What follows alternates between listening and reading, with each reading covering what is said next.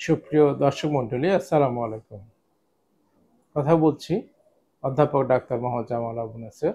বর্তমানে কাজ করছি এনাম মেডিকেল কলেজ হাসপাতালে, পাশাপাশি নিয়মিত চেম্বার করছি এমজেড হাসপাতাল, উত্তর বাড্ডা, ঢাকায়।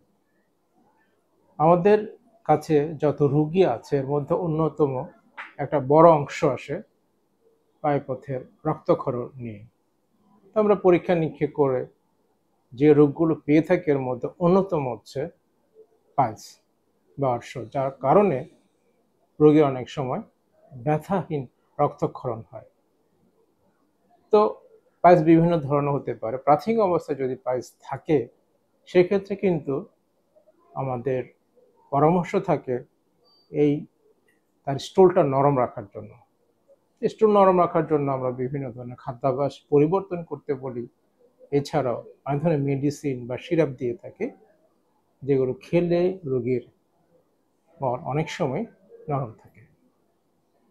তো অনেক সময় অনেক রোগী এই চিকিৎসায় ভালো হয়ে যায়, আবার অনেকে যখন আমাদের কাছে এমন অবস্থায় আসে যে তখন কিন্তু আর মেডিসিনে কাজ হবে না, অপারেশনের দরকার হয়, অথবা আমরা যে পরামর্শ দিয়ে থাকি সেটা ঠিকমতো অনুসরণ না করলেও কিন্তু এই পাইলসটা আস্তে আস্তে খারাপের দিকে চলে যায় যখন অপারেশন জরুরি হয়ে দাঁড়ায়। কিন্তু অনেক রোগী কিন্তু অপারেশন করতে চায় না, যেহেতু রক্তক্ষরণ হয়, ব্যথা হয় না, তাছাড়া অপারেশন করতে ভয় পায়, মনে করে মলদ্বারের চিকিৎসা, অপারেশন অনেক ব্যথা হবে, অনেকে হয়তো বা একটু লজ্জা বোধও করতে পারে, বিশেষ করে মহিলা যারা। তাহলে এই যে সে সময় মতো অপারেশন করাচ্ছে না, জটিল একটা অবস্থা নিয়ে সময় পার করছে, এই জন্য কিন্তু বিভিন্ন ধরনের জটিলতা দেখা দিতে পারে এই পাশ থেকে। কি সেগুলো? দীর্ঘদিন যদি রক্তক্ষরণ হয় মলদ্বার দিয়ে, অথবা মাঝে মাঝেই রক্তক্ষরণ হয়, তাহলে কিন্তু ওই রোগীর শরীরে রক্তের পরিমাণ কমে যায়, যেটাকে আমরা বলি এনিমিয়া। যখন এনিমিয়াটা খুব বেশি হয় তখন কিন্তু রোগী খুব দুর্বল অনুভব করে, কাজ করতে অসুবিধা হয়, হাঁটাচলা করতে অসুবিধা হয়। অনেক সময় খুব বেশি এনিমিয়াতে চলে গেলে অনেক সময় হাঁটারও সমস্যা হতে পারে। এছাড়াও অনেক সময় পাইলসটার ভেতরে রক্ত জমাটবদ্ধ হয়ে যায়, যেটাকে আমরা থ্রম্বোস পাইলস বলি বা থ্রম্বোস হ্যামোরয়েড বলি। এক্ষেত্রে কিন্তু রোগীর বেশ ব্যথা অনুভব হয়, রোগী হসপিটালে অনেক সময় ভর্তি হতে হয়, চিকিৎসা নিতে হয়। আরেকটা সমস্যা হচ্ছে থ্রম্বোস হ্যামোরয়েড।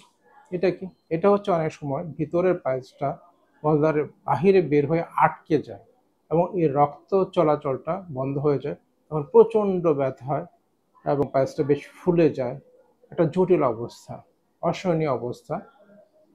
এই অবস্থায় কিন্তু রোগী অনেক সাফারিংস হয়, রোগী হাসপাতালে ভর্তি থাকতে হয় এবং চিকিৎসা নিতে হয় বেশ কয়েকদিন, এবং এটা সুস্থ হতে অনেক সময় লেগে যায় অনেক সময়।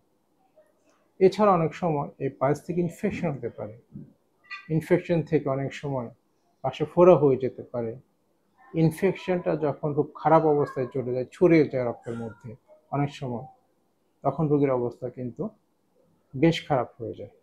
তাই পাইলস নিয়ে বসে থাকবেন না, ডাক্তারের পরামর্শ অনুযায়ী যদি মেডিকেল চিকিৎসা ভালো হয় সেটা চালিয়ে যাবেন, অথবা অপারেশনের যদি উনি পরামর্শ দেয় অপারেশন করিয়ে নেবেন, অথবা মেডিকেল চিকিৎসা যদি কাজ না হয় তাহলে ডাক্তারের শরণাপন্ন হয়ে ওনার পরামর্শ অনুযায়ী অপারেশন দরকার হলে করে নেবেন। তাহলে কিন্তু এই সমস্যাগুলো থেকে বাঁচতে পারবেন।